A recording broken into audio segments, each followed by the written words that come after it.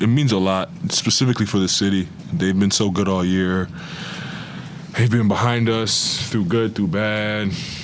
Like it feels like no team in the league has home court advantage like we do, and that's all due to them with the T-shirts, the cheering, the screaming, the chants.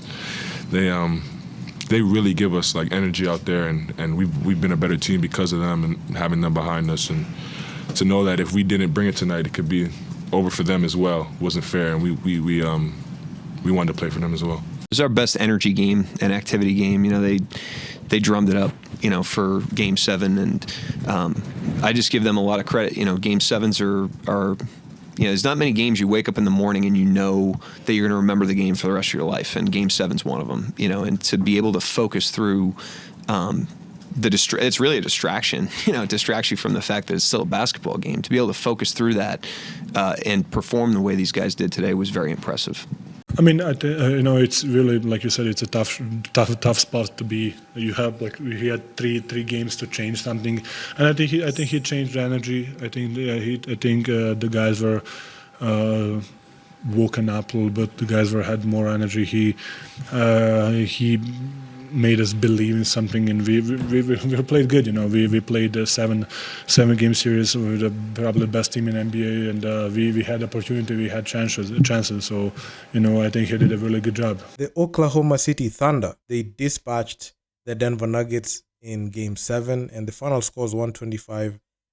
So the Oklahoma City Thunder made sure to leave no doubts as to who's the better team in the matchup. And the Denver Nuggets, man, this is their second straight year they've been dispatched in the second round after winning their title in 2023. 2024, they suffered at the hands of the Minnesota Timberwolves, who beat them in 7. It was a very crazy series. And in this season, the Oklahoma City Thunder have been able to break through to the West Finals. And this is the first time the Oklahoma City Thunder are making the West Finals for the first time since KD was there. That was 2016. That's the last time they were in the West Finals.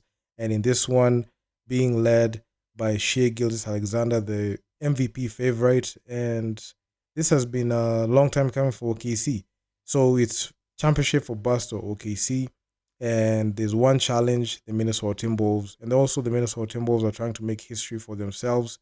And the new age and the dawn of a new era has just came, and it's there in fruition. It just came to fruition, and right now, as we speak, the main stars that we've been used to seeing, and we've been seeing for like the longest times, dominate deep in the postseason, are all eliminated. So there's no KD. KD didn't even make the playoffs. LeBron James, first round exit. Stephen Curry, first round exit like that. I mean, it's a very sad situation for the fans, but it's a good situation because you're seeing the birth of a new era. So, yeah, man. I mean, the first round matchup for the Golden State Warriors, they had the services of Stephen Curry. Then then the second round exit at the hands of Minnesota Timberwolves when he was injured. So you're seeing the new age and new faces go ahead and dominate like this. And even in the East, the Pacers and Knicks in the East Finals, one of those two teams is going to make it to the NBA Finals. And this is going to be one interesting one. And the Oklahoma City Thunder in this one, I really like this matchup because SHAI Gilgeous-Alexander, he dropped 35 points. Jalen Williams had a strong 24 points. And they were able to dominate the Denver Nuggets. And Jokic just looked helpless in this one. And the top-seeded Thunder will host the Minnesota Timberwolves starting this coming Tuesday, but it will be Wednesday morning.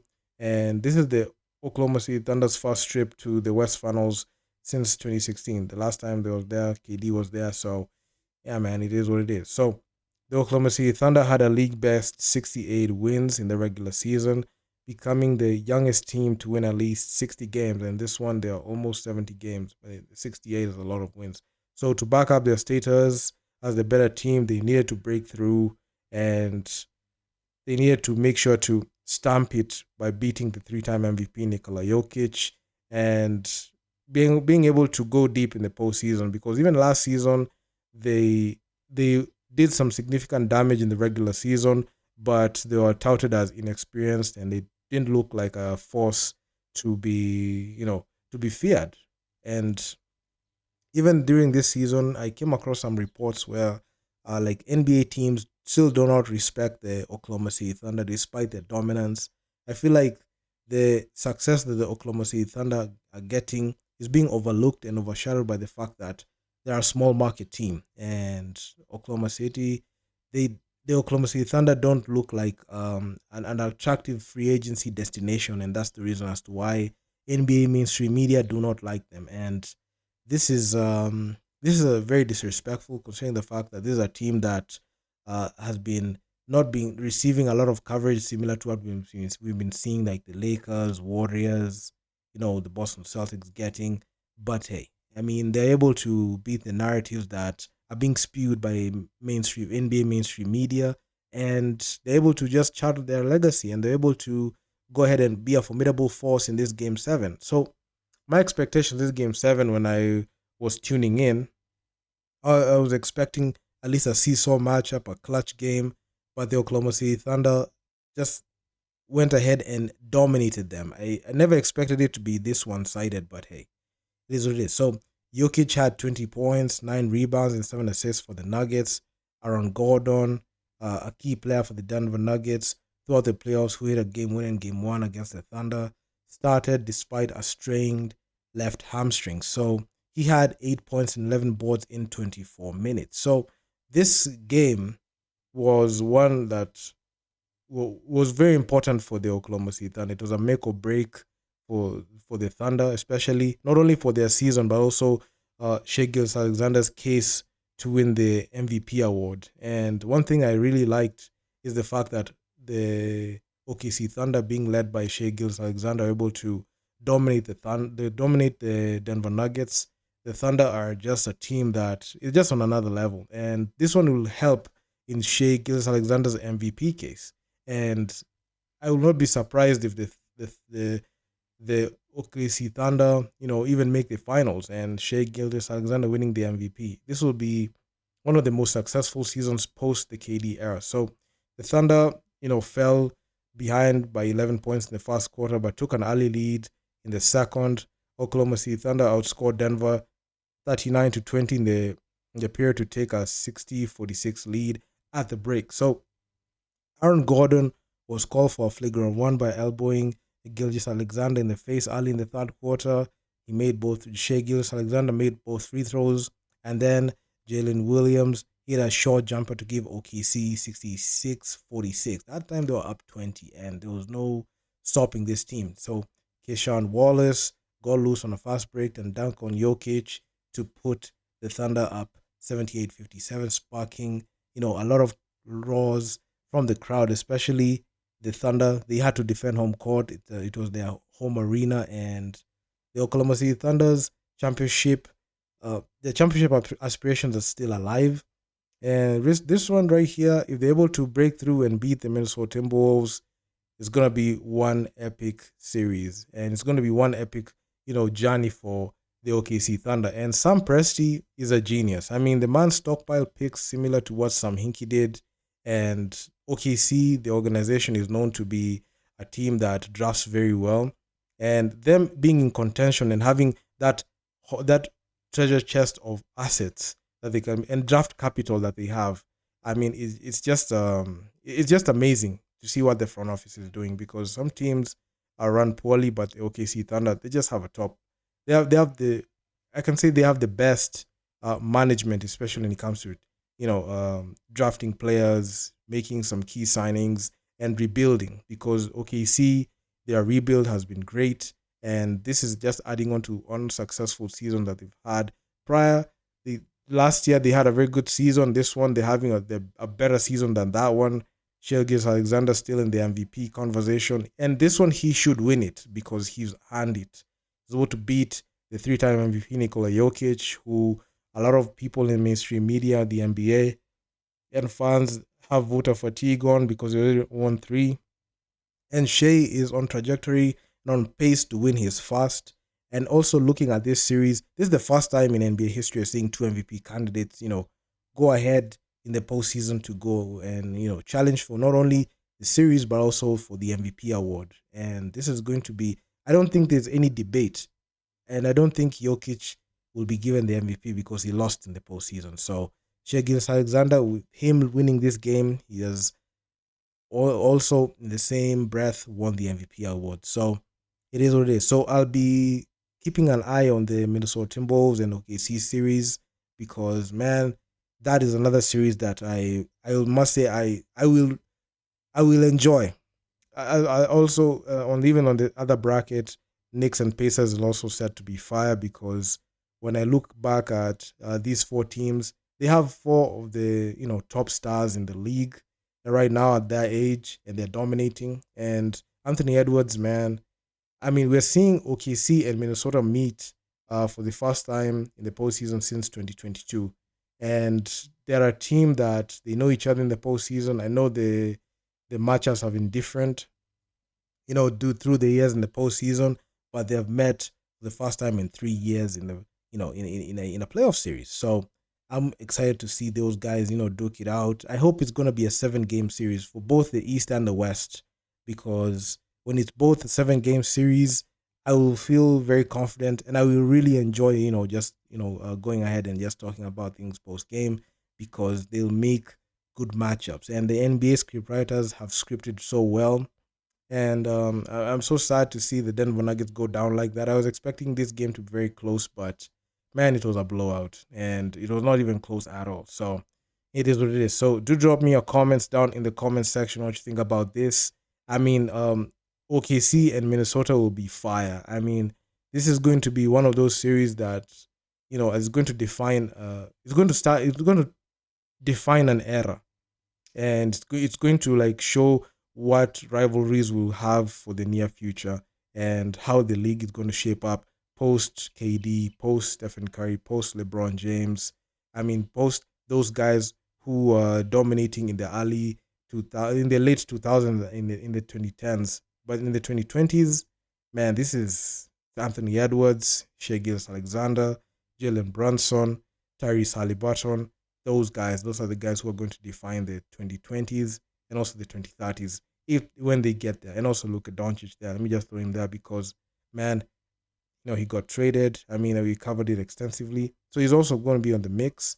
And hopefully the Lakers are going to do something. But OKC, Minnesota, that series in the West Finals will be epic. And also in the East, Knicks and Pacers will be one for the ages. And yeah, man, I'll be here to talk about that. And it is what it is. So do drop me your comments down in the comment section what you think about this.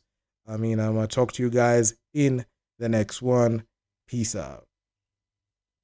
How's it going to feel like going against your cousin? Yeah, really fun. Stuff you dreamed about as a kid. Yeah, once we get on that court, it'll be war. But off the court, it's always love. Aaron Gordon is incredible. What he played with today, I don't know many people that would even attempt to go out there and run up and down. And he did it in a Game 7 against Oklahoma City on the road. That was one of the most incredible things I've ever seen. So, yes, he was extremely close to not playing. I was surprised, that they said, no, he's a go, he's going to start. I knew there was a chance. But in the back of your mind, you're kind of planning, I don't think he's going to have it. Guy had 8 rebounds at the half. He almost had a double-double going up and down in that kind of pain. Shot the ball. The 1-3 in front of our bench looked so comfortable. It's just a testament to his toughness. Yeah, I can't sit here and say because we're beat up and this guy's sick that we lost. We got beat.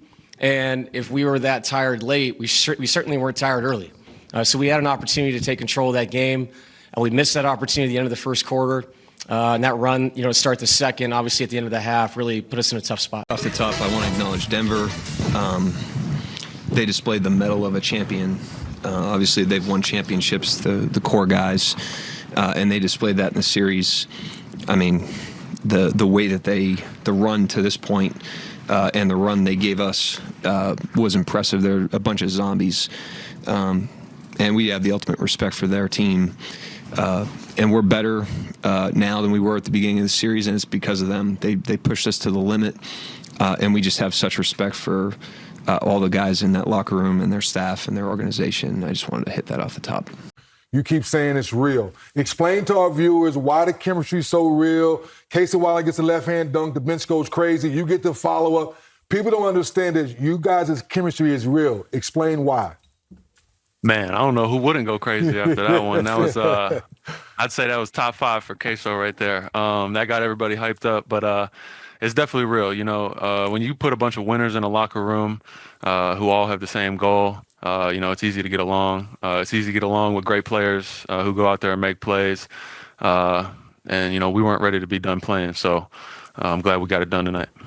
Yeah, man, when you lose, it's crushing. And it's the last time you'll be in the room with those guys, and it's beyond that, you only get one of these. You know, this is the one moment we had together to make this run. And they're all individual to themselves, and they're also special.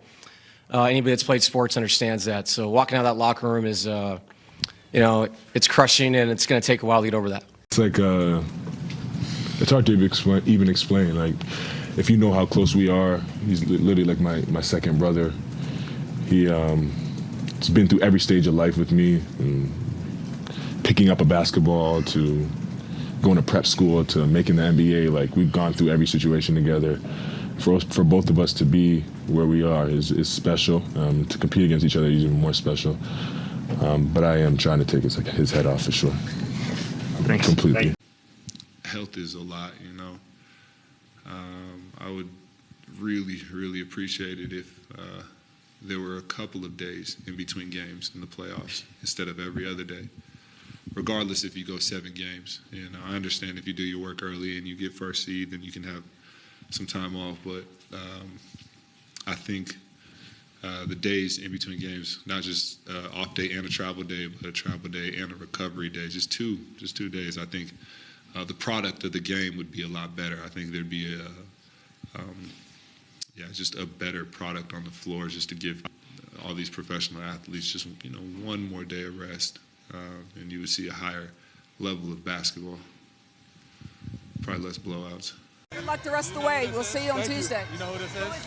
The MVP. An incredibly poised.